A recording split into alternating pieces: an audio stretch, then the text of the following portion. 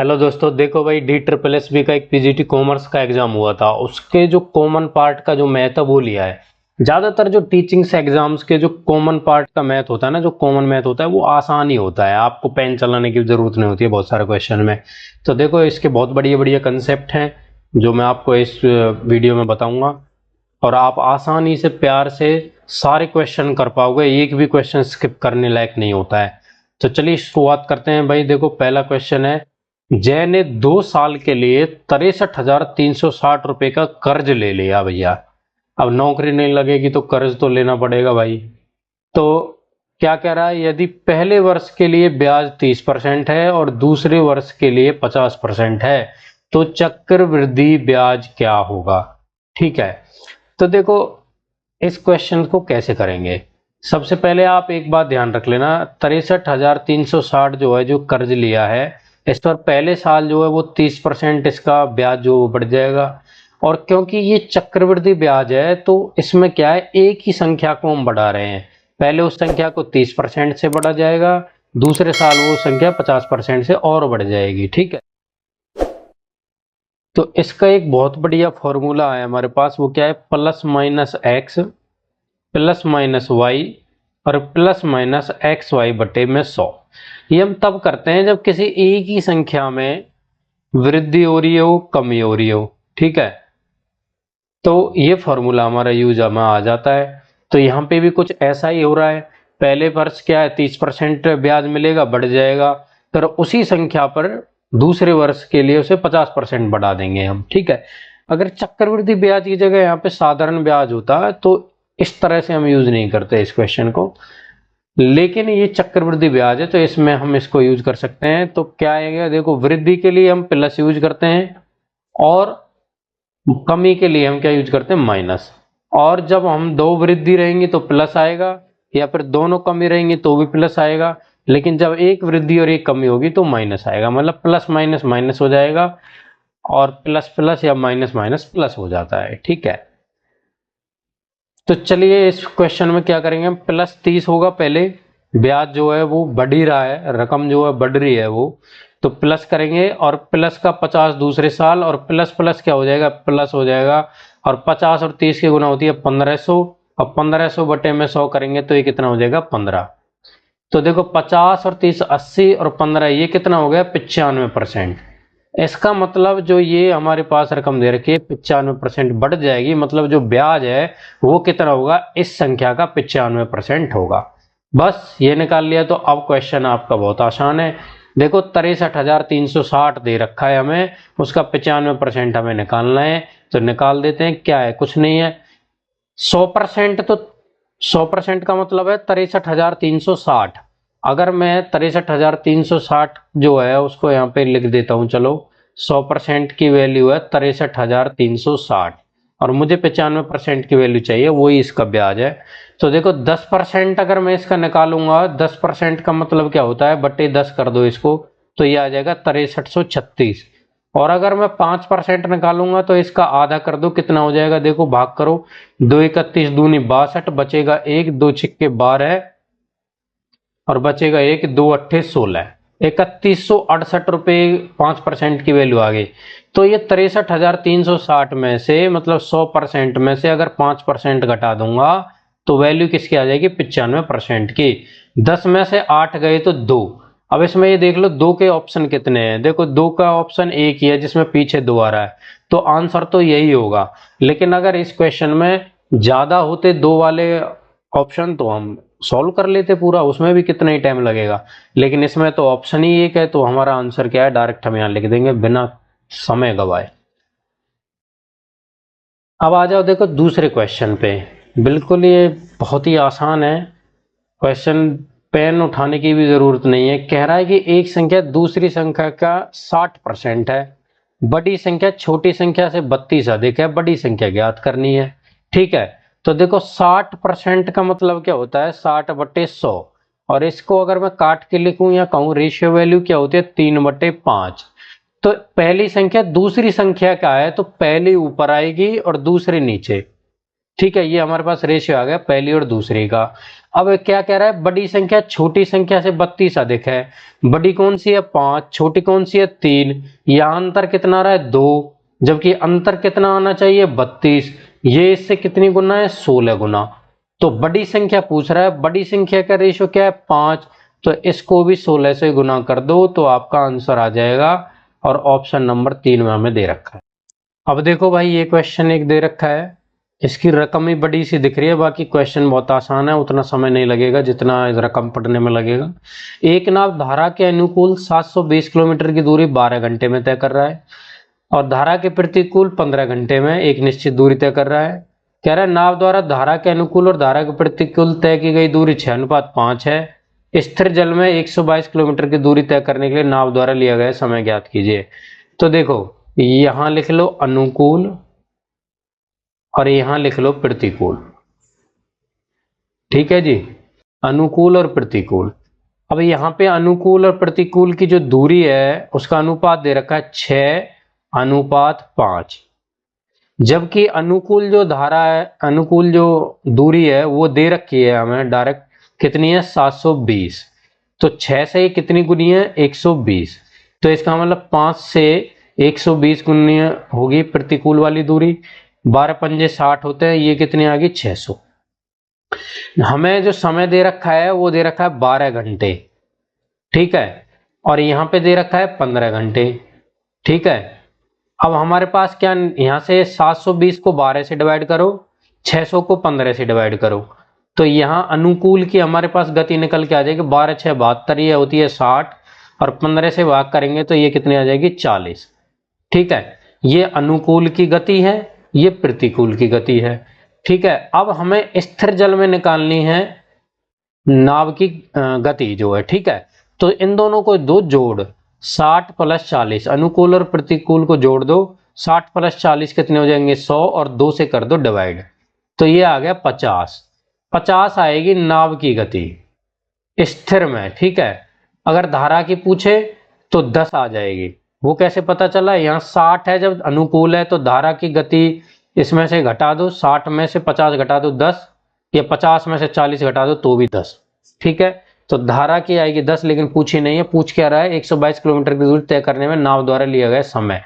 तो 122 तो है हमारे पास दूरी और समय है 50, तो हमें क्या पूछ रहा है समय पूछ रहा है, ठीक है। 122 बटे में 50 क्या है गति है, सॉरी, ठीक है। 122 बटे 50 करेंगे तो 5 से इसको डिवाइड करो, कितना आएगा 5 दूनी 10, बचेगा 2, 5 चौक 20, बचेगा 2, डेसिमल लगा दो और 5 चौक 20, और ये 0 बच गई नीचे, 24.4 बटे में 10, मतलब 2.44 घंटे। आ जाओ देखो नेक्स्ट क्वेश्चन ये है, एक दुकानदार अपने माल को क्रय मूल्य से 30% अधिक अंकित करता है लेकिन नकद के लिए 45% की छूट देता है, उसका शुद्ध हानि प्रतिशत ज्ञात करो। अभी मैंने आपको एक तरीका बताया था ना, वही फॉर्मूला हम इसमें यूज करेंगे।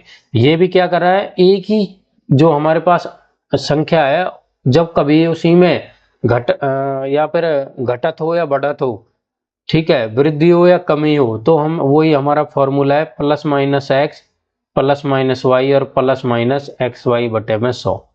ये सबसे बढ़िया रहता है ऐसे क्वेश्चंस में। तो देखो दुकानदार अपने माल को क्रय मूल्य से 30% अधिक, पहले जो भी क्रय मूल्य है उसको 30% बढ़ा दिया, फिर उसी को 45% कम कर दिया, कह रहा है शुद्ध हानि ज्ञात करो। तो बस कुछ नहीं है, देखो बहुत आसान हो गया, बढ़ाया है तो +30, घटाया है तो -45, और प्लस माइनस हो जाएंगे माइनस, इन दोनों की करो गुना, 45 गुना 3 कितना होता है, 3 पंजे 15, 3 चौक 12 और 1 13, मतलब 1350, और बटे में करो 100, तो ये कितना हो जाएगा, माइनस के 15 बचेंगे, या 45 में से 30 गए तो, और ये माइनस का आ जाएगा 13.50, और ये टोटल आ जाएगा -28.50। माइनस का मतलब हानि, प्लस होता तो लाभ, तो ये हानि ही पूछ रहा है, शुद्ध हानि प्रतिशत कितना 28.5%।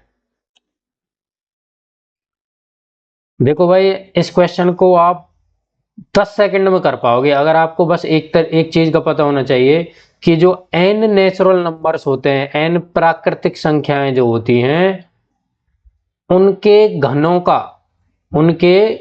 का जो योग है, n प्राकृतिक संख्याओं के घनों का योग का फॉर्मूला क्या है, वो होता है n इंटू एन प्लस 1/2 का होल स्क्वायर, ये होता है।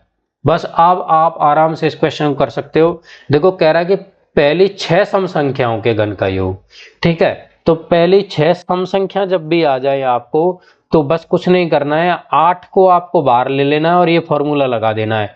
6 संख्याएं हैं तो 6 और 6 प्लस 1 कितना हो जाएगा 7, और बटे में 2 और इसका स्क्वायर कितना आ जाएगा 8, और 2 से ये 3 बार जाएगा, 3 सत्ते 21, और 21 21 कितना हो जाएगा 441। अब देखो इसमें देखेंगे हम यूनिट डिजिट, इसमें किसी सम में अलग अलग दे रखी हैं, इसमें एक ही संख्या ऐसी है जिसमें पीछे 8 है, और हमारा भी कैसे भी करोगे तो 8 एकम 8 आएगा पीछे, तो बस यही आंसर हो जाएगा, करने की जरूरत नहीं है गुना। अब देखो ये 8 कहां से आया ये भी मैं आपको समझा देता हूं।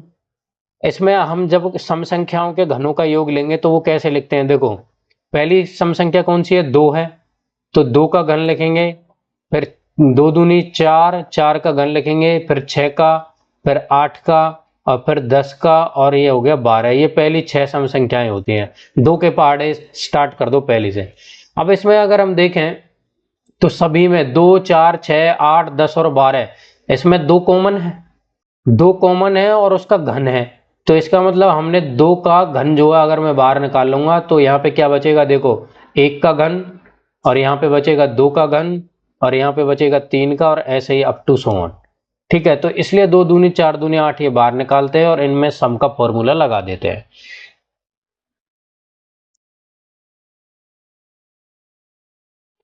देखो ये क्वेश्चन एक दे रखा है भाई, कर तो सब लेंगे इसको, कोई बड़ी बात नहीं है, लेकिन टाइम कैसे सेव करना है ये है थोड़ी सी बड़ी बात। अब देखो यहाँ 6.66 है, 0.3 है, बच्चे डेसिमल में घस खा जाते हैं, कितना 2 नीचे ऊपर 0, छोड़ दो यार। देखो 666 है, ये 3 है, तो जब भाग करोगे 6 से 66 को 3 से, तो इसका जो यूनिट डिजिट है इकाई अंक 2 ही आने वाला है, और गुना में यहाँ 7.2 है, ये 8.8 है, तो 8 और 2 10, और 8 7 15, और एक 16 यहाँ आ जाएगा, और 6 दूनी 12। ठीक है, मतलब पीछे आएगा 2, और 2 इसमें एक में ही आ रहा है, और वो है पहला ऑप्शन। अगर हमारे पास ज़्यादा में होते तो हम थोड़ा बहुत सॉल्व कर लेते इसको, लेकिन हमें जब दिख ही रहा है कि यार यूनिट डिजिट से सॉल्व हो सकता है, तो क्यों टाइम वेस्ट करना है। अब देखो पेन चलाने की जरूरत नहीं है, सिर्फ मन ही मन में कर सकते हो आप। ऐसा क्वेश्चन एक दे रखा है, कह रहा है कि x अनुपात y 4:3 है, तो X square plus Y square X square minus Y square का अनुपात ज्ञात करो। यार x का स्क्वायर करो कितना है 4 चौक 16, और y का स्क्वायर हो 3 3 9, 16 और 9 कितने हो जाएंगे, ये हो जाएगा 25, और एक्स स्क्वायर कितना है 16 माइनस 9 करो कितना आ जाएगा 7, तो ये कितना आ जाएगा 25:7। देखो चक्रवृद्धि ब्याज का एक और क्वेश्चन दे रखा है, ये भी आसान ही है, कुछ नहीं है। कह रहा है कि 2 वर्षों के लिए निश्चित राशि पर साधारण ब्याज 400 रुपए है। ठीक है, साधारण ब्याज जब तक हमारे पास दर चेंज नहीं होगी तो हर साल बराबर ही रहेगा साधारण ब्याज। इसका मतलब यह है कि पहले साल और दूसरे साल बराबर रहेगा, टोटल 400 है तो 200 200 रुपए हमें क्या मिलेगा, साधारण ब्याज मिलेगा, सिंपल इंटरेस्ट जिसे बोलते हैं। लेकिन यहाँ पे चक्रवृद्धि ब्याज जो होता है वो ब्याज पर ब्याज भी लगता है, तो वो बराबर नहीं रहता है। लेकिन पहले साल का जो सिंपल इंटरेस्ट है और कॉमन कंपाउंड इंटरेस्ट जो होता है वो सेम होता है। तो यहाँ पे तो लिख दो 200, और यहाँ पे बचेंगे 210 रुपए। ठीक है, तो टोटल 410 है ना, इसलिए यहाँ पे 210 बचे। अब देखो ये जो 10 रुपए फालतू आए हैं ये किस पे ब्याज है, 200 रुपए पे ब्याज है। अब वही हमें पूछ रहा है कि प्रति वर्ष ब्याज की दर ज्ञात करो। तो हमारे पास 10 रुपए हमें मिला है ब्याज, वो कितने पे मिला है 200 पे। परसेंटेज में निकालना है तो 2 जीरो से 2 जीरो कट गए और 2 पंजे 10, कितना आंसर आ गया 5%। 5% जो है वो आंसर। देखो भाई डायरेक्ट क्वेश्चन दे रखे हैं यार, डायरेक्ट क्वेश्चन है, कुछ भी नहीं है भाई। देखो क्या कह रहा है कि x plus Y plus Z, एक काम को 180/17 मिनट में करते हैं, और x और y उस काम को 12 मिनट में करते हैं, और z का पूछ रहा है यार। तो कुछ नहीं है भाई, इनका एलसीएम निकालेंगे हम, और x plus Y plus Z में से अगर हम इसको माइनस कर देंगे x प्लस वाई को, तो z की वैल्यू पूछ रहा है, z निकल आएगा। तो 180 बटे 70 और 12 का एलसीएम निकालना है। एक्चुअल में हम जब इनका एलसीएम निकालते हैं तो ऊपर ऊपर जो अंश में दे रखे हैं उनका ही एलसीएम निकालते हैं। मुझे दिख रहा है कि 12 से 180 भाग होता है 15 बार, 12 15 180, तो एलसीएम ले लिया 180। 180 को 180 बटे 17 से भाग करूंगा तो यहाँ जाएगा 17, और 12 से भाग करूंगा तो यहाँ जाएगा 15। पहले ही बता रहा हूँ क्या करना है, घटाना है। इसकी इफिशियंसी में से इन दोनों की इफिशियंसी घटाओ, 17 में से 15 गए तो 2, टोटल काम है 180। पूछ रहा है पूरा काम कितने दिन में, मिनट में करेगा, तो 90 मिनट में काम कर देगा। है आंसर कहीं, ये रहा।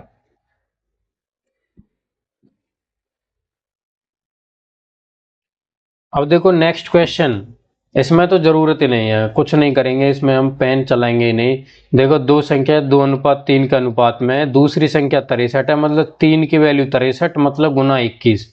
पहली संख्या पूछ रहा है मतलब 2 गुना 21 मतलब 42, यह इसका आंसर है।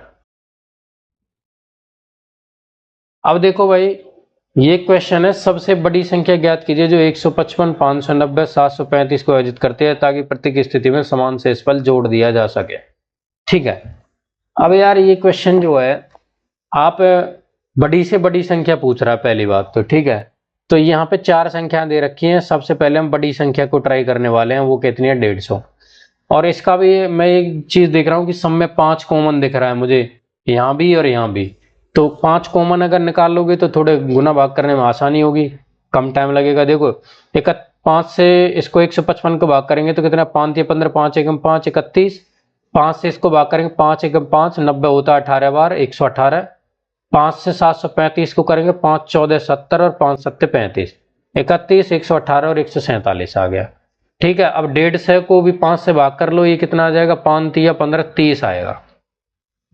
अब 30 से 31 को भाग करोगे तो कितना आएगा 1, और 30 से 118 को भाग करोगे तो कितना आ जाएगा, 30 चौका 120 होते हैं। तो ये तो हमारे पास समान शेषफल नहीं आ रहा है, 30 या 90 ही होते हैं और 30 चौका 120, तो एक तो शेषफल नहीं आएगा, तो 2 वाले को काट दो। अब इससे छोटी संख्या 145, तो 145 को 5 से डिवाइड करेंगे तो ये हो जाएगी 29। 29 से अब 31 को देख लो, कितना शेषफल आ रहा है 2। 29 से 118, 29 चौका 116 होते हैं, 116 होते हैं तो भी 2 शेषफल बचेगा, और 29 पंजे 145 होते हैं और तब भी 2 शेषफल बचेगा। तो बस यही आंसर है इसका। देखो डायरेक्ट फॉर्मूला बेस्ड क्वेश्चन दे रखा है, गुना करनी जिसको आती है वो कर लेगा भाई साहब। अगर आपको बस ये पता होना चाहिए कि समचतुर्भुज का क्षेत्रफल का फॉर्मूला क्या है। क्षेत्र एरिया जो होता है समचतुर्भुज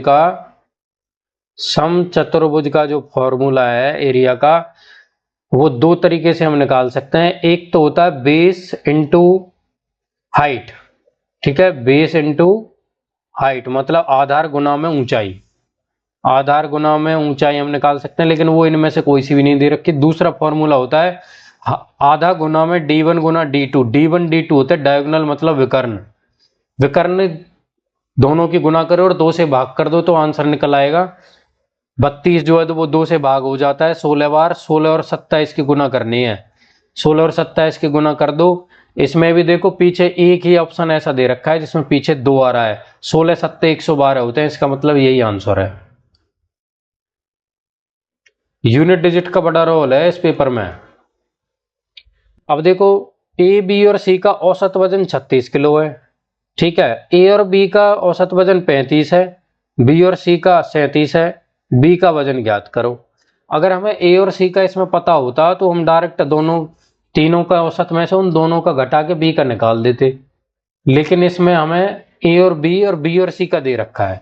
चलो कोई बात नहीं है। ए बी और सी का औसत वजन 36 है, 3 लोग हैं ए बी और सी और उनका औसत 36 है, तो टोटल वजन उनका कितना हो जाएगा बताओ।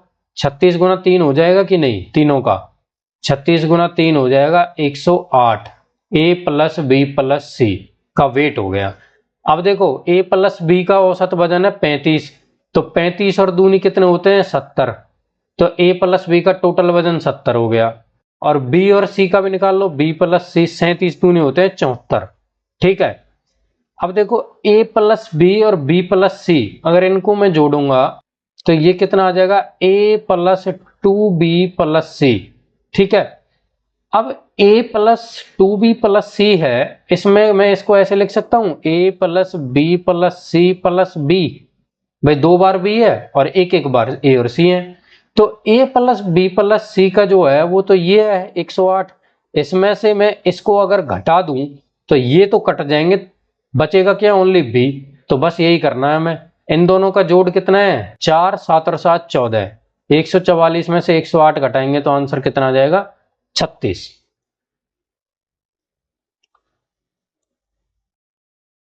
देखो भाई एक क्वेश्चन, ये एक निर्माता एक थोक डीलर को 18% के लाभ पर एक वस्तु को बेचता है।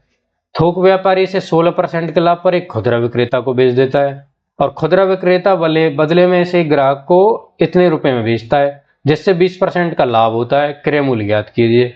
अब देखो, तो जो निर्माता है उसने 18% का लाभ कमाया, फिर थोक व्यापारी है उसने भी 16% का लाभ कमा दिया, और फिर जो खुदरा विक्रेता है उसने ग्राहक से कमा के उसको 20% का लाभ कमा दिया।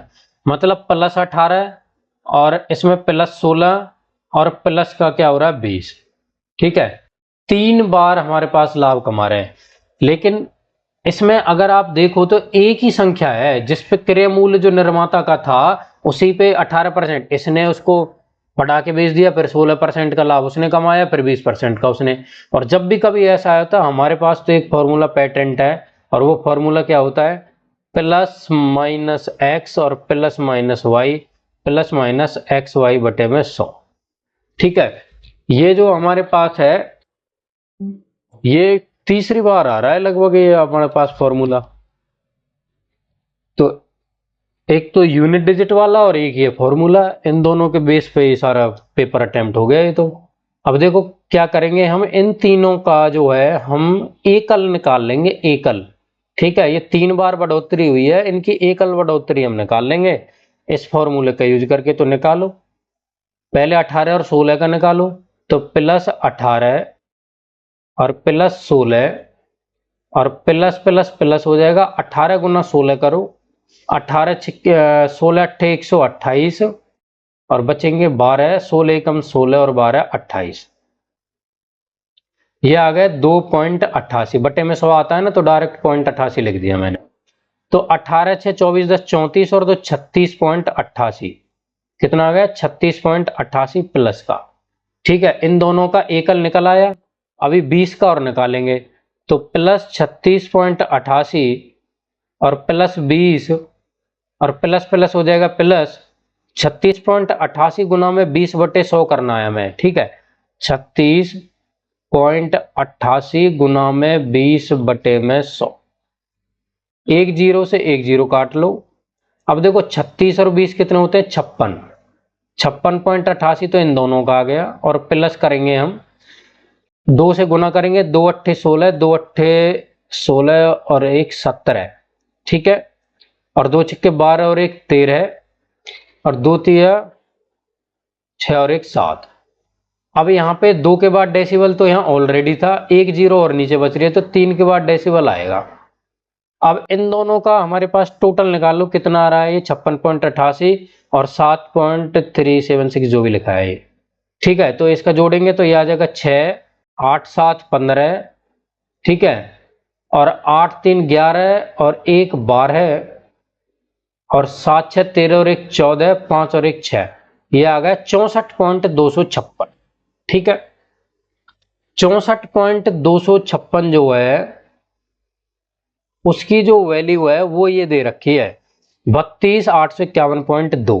ठीक है, अच्छा ये हमारे पास यहाँ कितना है, प्लस आया है, प्लस 64.256, मतलब टोटल पे हमें इतने की बढ़ोतरी हुई है। टोटल हमें यहाँ पे हमेशा 100 मान के लेते हैं कि भाई 100 हमारे पास टोटल था, तो प्लस 64.256% की जो है बढ़ोतरी हुई है। तो इसका मतलब सेलिंग प्राइस अगर मैं देखूंगा, ये हमें विक्रय मूल्य दे रखा है ना फाइनल, तो ये हो जाएगा 164.256 की वैल्यू है 32,851.2। ठीक है, तो अब कुछ नहीं है, सिंपल दिख रहा है मुझे कि ये मल्टीप्लाई बाई 2 है। देखो 2 छिक्के 12, 2 पंजे 10 और 11, 2 दूनी 4 और 1 5, 2 चौक 8, 2 16 32, गुना में 2 है। अब डेसिमल कितना क्या है सबको छोड़ दो, ऑप्शन पे आ जाओ भाई साहब, 2 आ रहा है, इसका मतलब 2 के वाला आंसर आएगा। सिर्फ 2 वाला, ये 15 वाला नहीं आएगा, 10 वाला नहीं आएगा, 22 वाला नहीं आएगा, 20,000 आंसर आएगा। 2 के पीछे चाहे कितनी जीरो हो वो मत देखो, बस डायरेक्ट 2 वाला आंसर देख लो। 2, ये 22 वाला मत देख लेना भाई, ओनली 2 वाला, क्योंकि ये सिर्फ पूरा पूरा 2 बार कट रहा है। बाद में जो भी आएंगे 0 0 वाली वैल्यू आएंगे। 164.256 की वैल्यू ये है, तो 100 की वैल्यू कितनी होगी ये पूछ रहा है। अगर आपको निकालना है तो निकाल लेना। अब आ जाओ, देखो एक क्वेश्चन दे रखा है ये मेंसुरेशन का, कह रहा है कि शंकु के आधार का क्षेत्रफल 1386 सेंटीमीटर स्क्वायर है। सबसे पहले तो आपको ये पता होना चाहिए आधार का जो क्षेत्रफल है उसका फॉर्मूला होता है पाई आर स्क्वायर। ये लिख दिया 1386, ठीक है, ये है आधार का क्षेत्रफल, आधार का क्षेत्रफल। फिर कह रहा है वक्र सतह का क्षेत्रफल 1914 सेंटीमीटर स्क्वायर है। इसका फॉर्मूला भी आपको पता होना चाहिए। 1914 दे रखा है क्या, वक्र सतह, और वक्र सतह का जो फॉर्मूला है वो है पाई आर एल। ये है इसका C S A, curved surface area, मतलब वक्र सतह का क्षेत्रफल, ठीक है। अब हमें पूछ रहा है आयतन ज्ञात कीजिए। सारे फॉर्मूले शंकु के यहाँ पे आ गए, एक बचा है टोटल सरफेस एरिया का। टोटल सरफेस एरिया इन दोनों को जोड़ दो तो टोटल सरफेस एरिया निकल आता है। उसका फॉर्मूला अलग से लिखो या फिर इन दोनों को लिखो, एक ही बात है, pi r square plus pi r l. या इसमें से कॉमन निकालोगे तो पाई आर कॉमन आ जाएगा, इसमें यहाँ आर बचेगा, यहाँ पे एल बचेगा। ये होता है टोटल सरफेस एरिया। आपकी जानकारी के लिए बता दिया है, वैसे पूछा नहीं है। अब हमें पूछा है इसमें आयतन। अब आयतन का फॉर्मूला क्या होता है, आयतन का फॉर्मूला होता है 1/3 पाई आर स्क्वायर एच। अब हमें यहाँ पे भाई आर निकालनी पड़ेगी और एच निकालनी पड़ेगी, तो अब एच का भी फॉर्मूला देख लो। देखो जो हमारे पास एच होती है, शंकु बना दूं क्या, यहाँ पे एक शंकु बना देता हूं छोटा सा, ये आधार हो गया, ठीक है, ये सर्कुलर आधार होता है उसका, इसीलिए उसका जो क्षेत्रफल है, ठीक है, उसका क्षेत्रफल इसीलिए पाई आर स्क्वायर होता है। सर्कल का जो क्षेत्रफल होता है वही इसका होता है बेस का। और इसमें ये होती है इसकी हाइट, और जो ये तिरछी वाली है ना ये होती है एल, मतलब सलांट हाइट, तिर्यक ऊंचाई, और ये सीधी वाली एच होती है, और यहाँ पे ये होती है आर। तो जो एच होता है, एच वो हम कैसे निकालते हैं, एच निकालते हैं हम L square minus R square, और इसका क्या निकालते हैं हम, वर्गमूल, मतलब पाइथागोरस थ्योरम का यूज करके हम निकालते हैं। ये यहाँ पे समकोण बन जाता है। अब चलो क्वेश्चन की तरफ चलते हैं। अगर आपको ये सब कुछ नहीं पता था तो ये बहुत पता होना जरूरी है, ठीक है, हमेशा एक तरह से क्वेश्चन थोड़ी ही आता है। तो पाई आर स्क्वायर और पाई आर एल। अब देखो यहां से मैं आर भी निकालूंगा और एच भी निकालूंगा, दोनों निकालूंगा क्योंकि मुझे आयतन चाहिए। तो मैं क्या करूंगा, ये इसलिए मैंने इसके नीचे लिखा है, मैं इनका अनुपात निकाल लूंगा यहाँ से, किसका, आर और एल का। देखो अगर मैं इसको बटे में करता हूं तो ये पाई से पाई कट गया, एक आर से एक आर कट जाएगी। अब यहाँ पे आर बचा, यहाँ एल बची, ठीक है। अब इनका अनुपात निकाल लो, तो ये 2 से भी कट जाएगा, और 3 से देगा, 3 और 1 4 8 12 6 18, 9 और 1 10 11 4 5, 3 से भी कटेगा, तो 3 से काट लेते हैं। बड़ी संख्या से काटने की कोशिश हम करेंगे। 3 चौक 12 और बचेगा एक, 3 छिंग 18, 3 दूनी 6, 3 छिंग 18 और बचेगा एक, 3 3 9 और बचेगा 2, 3 अट्ठे 24, ठीक है।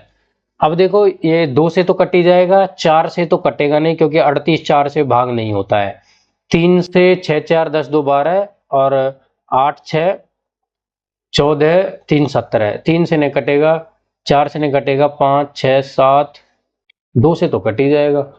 अच्छा 11 से देखें, 6 4 तो 6 और 6 माइनस 6 0 आ रहा है, बिल्कुल ये हो जाएगा 11 से भाग। और 8 से 14 माइनस 3 11, 11 की जो विभाज्यता के नियम तो आपको पता होना चाहिए, एक छोड़ के एक जो है पहले जोड़ लो, और फिर जो भी हमारे पास जोड़ आए दोनों का उनको आपस में घटाओ।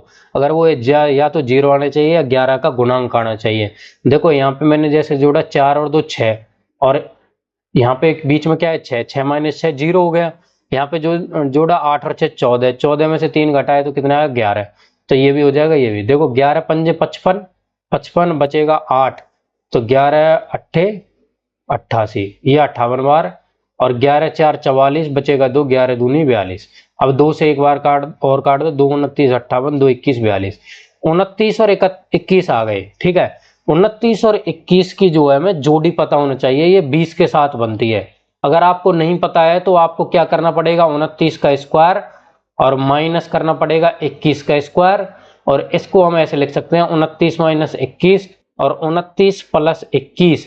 29 माइनस 21 होते हैं 8 और 29 प्लस 21 कितने हो जाएंगे 50, और 50 और 8 कितने होते हैं 400, और इसका मैं रूट निकालूंगा तो ये कितना हो जाएगा 20। ठीक है, ये हमारे पास 21 और 29 जो होते हैं हमारे पास 20 के साथ जोड़ा बनाते हैं, जो पाइथागोरस वाला जो थ्योरम में हम यूज करते हैं। अब देखो हमारे पास यहां से क्या निकल के आ गया, हमारे पास रेडियस आ गई 20, सॉरी हाइट आ गई, कितनी आ गई 20, और रेडियस में क्या ले लूंगा यहां से 21। ठीक है, तो बस फॉर्मूले में रख दो 1/3 पाई जो है 22/7 इसकी वैल्यू है, आर कितनी आई है 21, 21 गुना 21, और एच निकल के आई है 20। साथ ही 21 से 21 कट गया भाई, और यहाँ पे 21 और 22 की जब हम गुना करेंगे, अब फिर से वही बात आ रही है कि इसमें हम ये देखेंगे, अब देखो इसमें यहाँ 6 है, जीरो तो सबके पीछे ही है, लेकिन यहाँ 4 है, यहाँ भी 4 है, यहाँ भी 4 है, तो सॉल्व करना पड़ेगा, कोई बात नहीं। 21 गुना में 22, 21 21 441 होते हैं, यहाँ पे 22 से गुना करना है, 21 से मैं करके 441 लिख दिया, तो एक बार और जोड़ दो, 21 से कम 21, ये आ गया 1 और 1 2, 4 दूनी 6, सॉरी 4 और 2 6, 462, और 462 के 20 से गुना तो आसान है, पहले जीरो लिख लो, 2 दूनी 4, 2 छके 12, 2 चौक 8 और 1 9, तो आंसर कितना आ जाएगा 9240।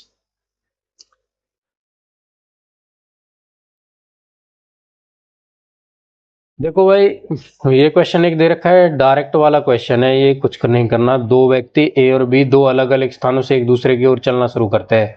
दो व्यक्ति हैं, अलग अलग स्थानों से ए और बी एक दूसरे की तरफ चलना स्टार्ट करते हैं। ठीक है, कह रहा हूं उनकी गति का अनुपात 7:13 है, तो उनके मिलने के बिंदु तक क्रमशः ए और बी द्वारा तय की गई दूरी का अनुपात क्या है।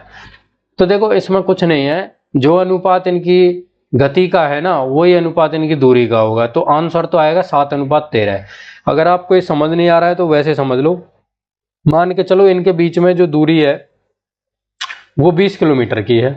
ठीक है, इनको दोनों को जोड़ के मैंने मान लिया 20 किलोमीटर है। अब ये 1 घंटे बाद हम 1 घंटे में अगर हम देखें तो ये 7 किलोमीटर चलेगा, और ये कितना चलेगा 13 किलोमीटर चलेगा, 7 की स्पीड और ये 13 की स्पीड से। ठीक है, तो यहाँ पे ये दोनों मिल जाएंगे।